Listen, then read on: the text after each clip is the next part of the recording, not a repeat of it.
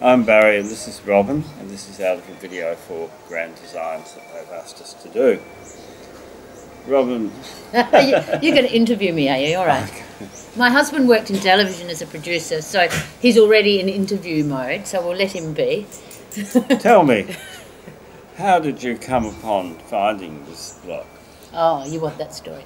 Okay, so we were staying a few doors down from that block as a result of a quiz night where we won a place for the weekend, and on the last afternoon I just saw a little bird outside the window and thought I'd like to find out what it was, quite interested in birds and bush. So I went off walking. We'd walked past this block before, but this bird sort of led me back to this block, which we'd sort of looked at and thought might be possible.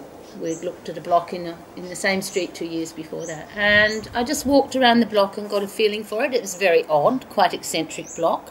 It was like a gully and two dunes, very long, quite unusual shape, next to a bright blue house.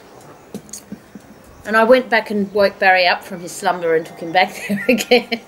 Took him back there again and said, what about this? And because Baz had just retired and had some time on his hands, he sort of pestered me then and said, how about we put in an offer for this block?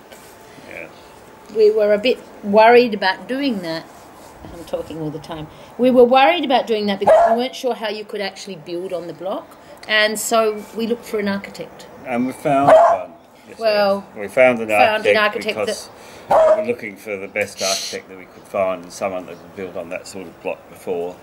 And Max Pritchard is one of the kind of more renowned architects around here, and had built on. Geez, that's the dog knocking the tripod. Sorry, I'm going to throw the ball. And so we got him to come and have a look and see if he thought it was buildable on, and he did think so.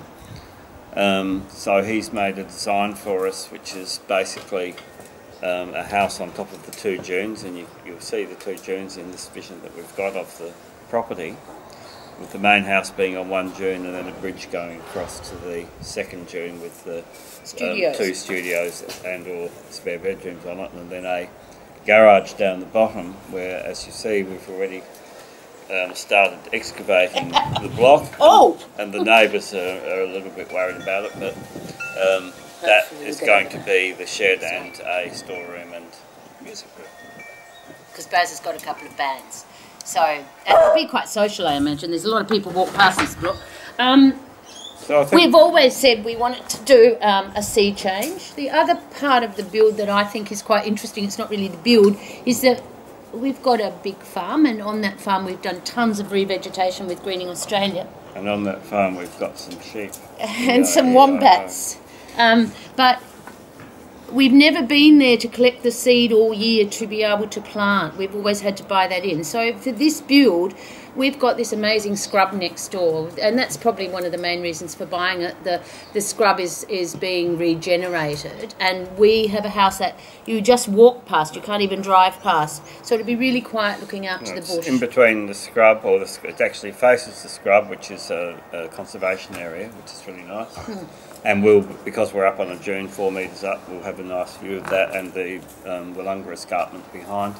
And then on the other side, as you can see, there's the sea, which is very wild and woolly today. Well, yesterday when we went down. Yeah. Well, let me finish though. We want to do a total re-veg that is like what the dune was before we would have been there, which is in keeping both with the farm projects and our knowledge of native veg and my art practice, which relies almost totally on native veg for drawing. So, yeah. I guess that's it.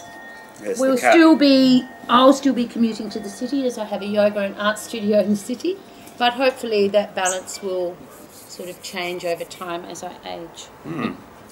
Yes, so that's our vision. We've already started, started some site work, and we've already had complaints. Foundations will be going in a few weeks, so I guess if we're going to do this, we probably need to start fairly soon. Got a few stills of the place before we did anything. Got lots of those, yeah. So, yeah, we were a bit surprised when we went there yesterday and half a dune was taken away. And our neighbours weren't terribly impressed, so we had a big chat to them and we're back to the builder today. But they'll be fine. Yeah, I think they're fine as long as the communication is open and clear. And they're French. One of them is French. One of them is French. And yeah, so I think that's all. I mean, it's not a huge place, but it'll be interesting. Yeah, well, Alex described it as 2 rusty boxes that have been dropped on the sand dunes with a bridge 4 metres up that you walk between. So I think Shush. he's got a few other houses down there that we've noticed that are huge, you know, and we've always been of the opinion that you don't need so much area to live quite lightly on the land. And I guess that's the thing, is that the place is quite beautiful. We'll live quite lightly on the land. We'll look into the block and into the scrub as our views. And we won't use much energy. We're not using much energy, no. Yeah. We've got rainwater tanks built into the sheds. Baz doing all the thing about solar, because Baz also does a program for Radio Adelaide, which is a university radio station on... Climate change. You're butting in. Sorry. Climate change, called Barometer, which looks at climate change issues. So we're trying to keep that at the fore of our brain while we're doing the build.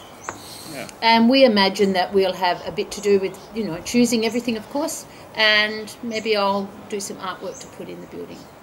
I probably will, just based on she oaks or something, which is the trees that are most prolific down there. Okay, is that enough? I think that's enough. It's not 5 minutes. That's enough. Okay, see you later.